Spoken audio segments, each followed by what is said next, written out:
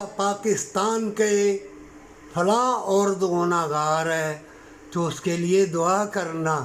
سارا پاکستان کے فلاں بندہ گناہگار ہے، تم نے اس کے لیے دعا کرنی ہے. اگر تو نے تویز گنڈے کی طرف جانا ہے یا بدکاری کی طرف جانا ہے یا بے حیائی کی طرف جانا ہے، ذخیرہ اندوزی ملاوٹ والی چیزیں بیچنی ہیں، وہ تم ادھر جاؤ گے.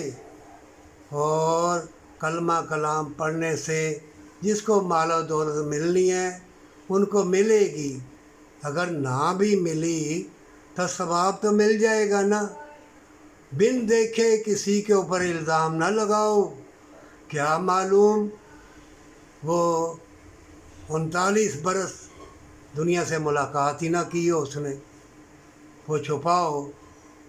اور تم لوگ الزام تراشی مر رہے ہیں، قتل ہو رہے ہیں.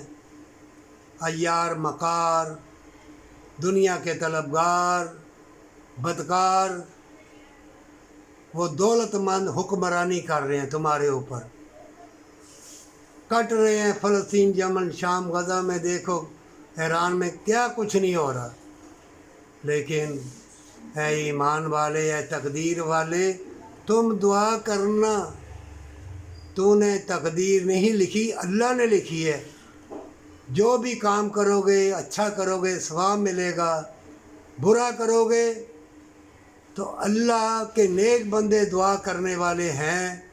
یا تمہارا کوئی ایسا عمل، 100 سال تو نے حج عمرے کیے، قرآن پڑھے، بہت بڑے عالم دین ہو، اللہ کہے گا تمہیں اس وجہ سے نہیں بخشا.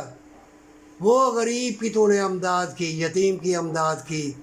وہ تو نے پتھر اٹھا کے جو تمہارے دشمن تھے، کنکر اٹھایا کہ لگ نہ جائے، پیسے کہاں سے لگائیں گے. اللہ نے اس وجہ سے تمہیں بخشا.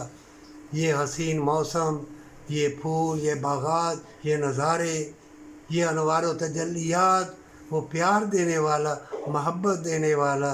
اللہ سے توقع رکھ، امید رکھ، وہ الفت کا، پیار کا دیا جلا دے گا. اگر ظالم بنے رہے تو مکار اور سود خور شرک کیا تو شیطان گمنامی کے اندھیروں میں ایسا رنگین جال، رنگین فتنے، بے لباس لوگوں کو تمہیں دکھا کے غرق کر دے گا. توبہ کی توفیق بھی نہ ملے گی.